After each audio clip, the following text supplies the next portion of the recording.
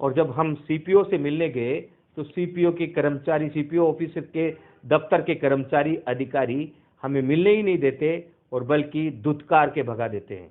हिंदुस्तान के नौजवान, बेरोजगार नौजवान जो पढ़ लिख कर अपने माँ बाप का कठिन परिश्रम से कमाया हुआ पैसा इन्वेस्ट करके कोचिंगों में पढ़ने के बाद, पूरी मेहनत करने के बाद परीक्षा पास कर लेते हैं और कई मायनों में तो परीक्षा भी पास कर चुके हैं, मेडिकल फिट भी हैं, और फिर भी उनको नौकरी नहीं दिया जा रहा है।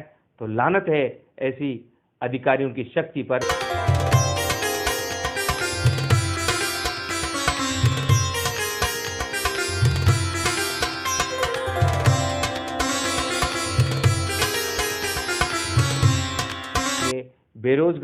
बेरोजगारों के लिए, बेरोजगार के द्वारा चैनल है, इसको स्थापित करेंगे।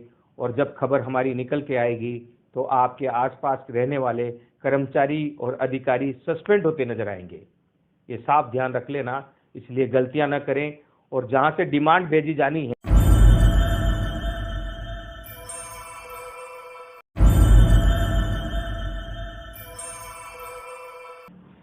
जय हिंद, वंदे मातरम, जय जगत।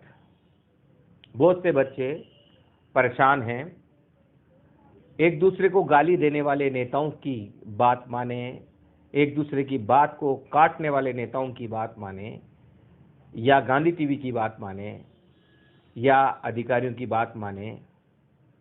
क्या है, मतलब एक रोमर फैल रहा है।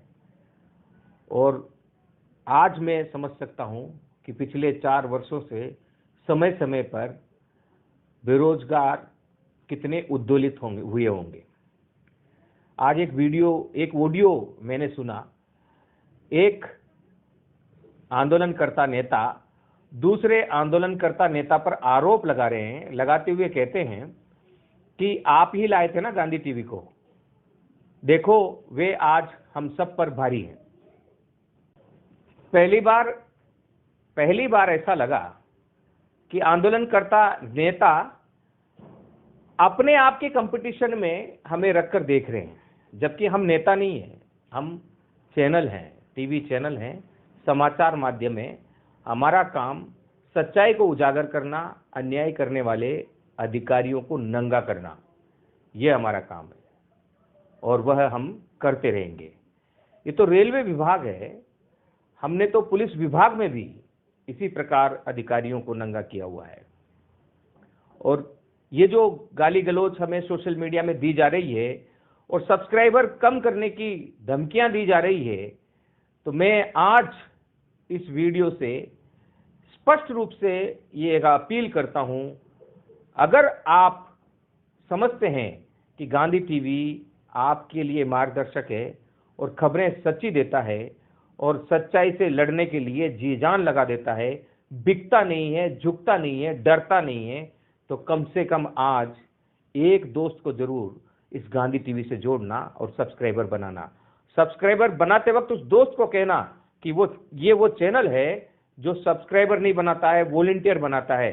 तो जो हमारा सब्सक्राइबर है, अगर रात को 2 बजे भी फोन करके हमें दुनिया के किसी कोने से, जहां प्रजातंत्र की सरकार है, हमसे हमारी शक्ति के अनुसार मदद मांगेगा, तो निस्वार्थ और निष्पक्ष रूप से उसकी मदद की जाएगी, क्योंकि हम सबके लिए, सबका और सबके द्वारा चैनल है।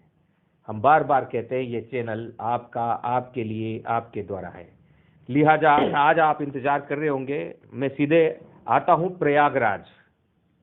प्रयागराज में 9th डीवी में 414 बच्चे बुलाए गए, 203 बच्चे आते हैं और 211 बच्चे बच जाते हैं, और उसके बावजूद वे डीवी क्लोज कर देते हैं। यहाँ के जो सीपीओ हैं, यहाँ के जो चेयरमैन हैं, यहाँ के जो अधिकारी हैं, वे इस बात की परवाह ही नहीं करते कि करीब 900 बच्चे बचे हुए हैं जो पास होकर बैठे हैं और वे यहाँ नौकरी पा सकते हैं, क्योंकि उनके पास काम करने का, जो हमारे पास सूचना आ रही है, बच्चों को ये कहा गया है कि हमारे पास और भी काम है, समय नहीं है हमारे पास, इसलिए हम ये डीबी बंद कर रहे हैं। और प्रयागराज ही नहीं, कई जगहों पर डीबी बंद करने का या और अधिकारियों के द्वारा अकर्मण्यता अपनाते हुए और अपनी आधिकारिक शक्ति का दुरुपयोग करते हुए बच्चों को परेशान करने की खबरें आ रही हैं। जबलपुर से भी हमारे पास ऐसी ही खबरें हैं और यहाँ के जो चेयरमैन हैं आशीष सचन, उनकी भी काफ़ी शिकायतें हैं और जो सीपीओ हैं AK श्रीवास्तव, उनकी भी काफ़ी शिकायतें हैं। हम अंदर तक नहीं जा रहे हैं, लेकिन अब लगता है कि इस जगह पर हमें पहुंचना पड़ेगा। यहाँ के पिछले 6-7 वर्ष के कार्यकाल को खंगालना पड़ेगा। ऐसा लगता है यहाँ हजारों बच्चों की उम्मीदों को दफन किया गया है।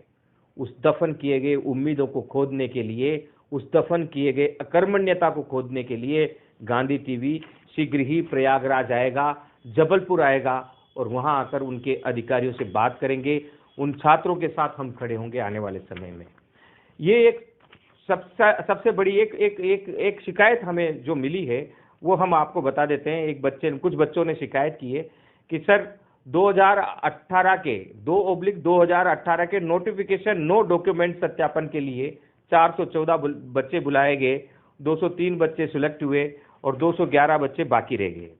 और RRC प्रयागराज के चेयरमैन साहब ने 211 सीट खाली रहते हुए भी 18/10/2022 को डॉक्यूमेंट सत्यापन बंद करने का नोटिस निकाल दिया, जबकि बहुत सारे RRC में अभी भी दस्तावेज सत्यापन जारी है। तो सर हम लोग RRC प्रयागराज के चेयरमैन से मिले तो उन्होंने कहा जो बंद कर दिया गया अब हम चालू नहीं करेंगे, CPO के दफ्तर पर मिलें। और जब हम CPO से मिलने गए तो CPO के कर्मचारी, CPO ऑफिसर के दफ्तर के कर्मचारी अधिकारी हमें मिलने ही नहीं देते और बल्कि धुतकार के भगा देते हैं। हिंदुस्तान के नौजवान, बेरोजगार नौजवान जो पढ़ लिख कर अपने माँ बाप का कठिन परिश्रम से कमाया हुआ पैसा इन्वेस्ट करके कोचिंगों में पढ़ने के बाद, पूरी मेहनत करने के बाद परीक्षा पास कर लेते हैं और कई मायनों में तो परीक्षा भी पास कर चुके हैं, मेडिकल फिट भी हैं और फिर भी उनको नौकरी नहीं दिया जा रहा है। तो लानत है ऐसी अधिकारियों की शक्ति पर जो हमारे युवा बेरोजगारों को अंधकारमय जीवन में धकेल रहा है। हम जो यहाँ के चेयरमैन हैं उनसे निवेदन करते हैं और उनसे हम साफ हाथ जोड़ के गुजारिश करते हैं कि गांधी टीवी मिशन मोड पर काम करने वाला एक चैनल है, आप इनकी बात सुनिए, वरना हम युवाओं के लिए, युवाओं के द्वारा चैनल है, इसको स्थापित करेंगे। बेरोजगारों के लिए, बेरोजगार के द्वारा चैनल है, इसको स्थापित करेंगे। और जब खबर हमारी निकल के आएगी तो आपके आसपास रहने वाले कर्मचारी और अधिकारी सस्पेंड होते नजर आएंगे। ये साफ ध्यान रख लेना, इसलिए गलतियां न करें। और जहां से डिमांड भेजी जानी है NR वाले मामले में भी हम साफ कह रहे हैं। और मेडिकल फिट स्टैंड बाई में बहुत सारे बच्चे हमें मना कर रहे हैं, उनको डराया जा रहा है अधिकारियों के द्वारा कि आप गांधी टीवी से कहें कि वे खबरें चलाना बंद करें, वरना हम आपका भविष्य खराब कर देंगे। और वो हमें कह रहे हैं कि आप हमारा भविष्य खराब कर देंगे। अधिकारियों की इतनी हिम्मत, और कुछ तो नेता और कुछ तो अधिकारी और कुछ सिरफिरे लोग हिजड़ों की तरह काम करते हैं, सामने आकर टकराते नहीं हैं। वे ग्रुपों में अपील करते हैं, ग्रुपों में गालियां बकते हैं। एक बात निश्चित रूप से आप जान लें, बहुत से लोग हैं जो कह रहे हैं कि हम केस कर देंगे। ये कॉरपोरेट है, गांधी टीवी प्राइवेट लिमिटेड है। आप साइट पर जाकर, कंपनी एक के साइट पर जाकर देख लीजिएगा। ये उछंती एक यूट्यूब नहीं है, ये बड़े कॉन्सेप्ट के साथ निकला हुआ एक समाचार माध्यम है जो मिशन मोड पर काम करता है। और इसके लिए, इसकी रक्षा के लिए हम हर संभव, हर जगह पर खड़े रहेंगे, डटे रहेंगे। इसलिए जो भी केस करना चाहते हैं युवा बेरोजगार, क्योंकि बहुत सारे युवा बेरोजगार इन नेताओं के चक्कर में आ जाते हैं और वे कुछ कर गुजरते, तो उनसे मैं निवेदन कर देता हूं कि हमने जब एक इसका कंपनी का रजिस्ट्रेशन करवाया था, तब हर कंपनी में कोई भी अगर दिक्कत होती है तो उसमें कार्य क्षेत्र होता है कि किस क्षेत्र की किस अदालत में ये लड़ा जाएगा। तो हमने जयपुर लिख रखा है। तो आप हिंदुस्तान के किसी भी कोने में केस करेंगे तो आपको लड़ना जयपुर आना पड़ेगा। दूसरी बात, जो चैनल को बदनाम कर रहे हैं, हमने अभी तक कोई कार्रवाई कानूनी नहीं की है। यहाँ कानूनविद हमारे साथी हैं, हमारे जो पैनल है उस पैनल में बार एसोसिएशन के अध्यक्ष हैं। हमें कोई पैसा नहीं देना पड़ता है, सिर्फ नाम देना पड़ेगा आपका और वे नोटिस भेज देंगे, नहीं आएंगे तो फिर पुलिस अरेस्ट करके लाएगी। इसलिए मानहानि न करें, अगर करें तो आप सबूत लेके मानहानि करें, क्योंकि ये लड़ाई हजारों युवा बेरोजगारों का है। कुछ चुनिंदा हिजड़ों के कहने से शेर कभी डरा नहीं करते हैं, और हाथी जब चलता है तो कुत्ते बहुत भौंकते हैं, लेकिन हाथी रुका नहीं करता है। हम महात्मा गांधी का डंडा लेकर आगे बढ़ रहे हैं। जहां सच न चले वहां झूठ सही, जहां हक न चले वहां लूट सही, और करो या मरो की भावना के साथ आज हम आगे बढ़ रहे हैं। क्यों बढ़ रहे हैं पता है आपको? क्योंकि बहुत से युवा बेरोजगारों के लिए ये अंतिम मौका है।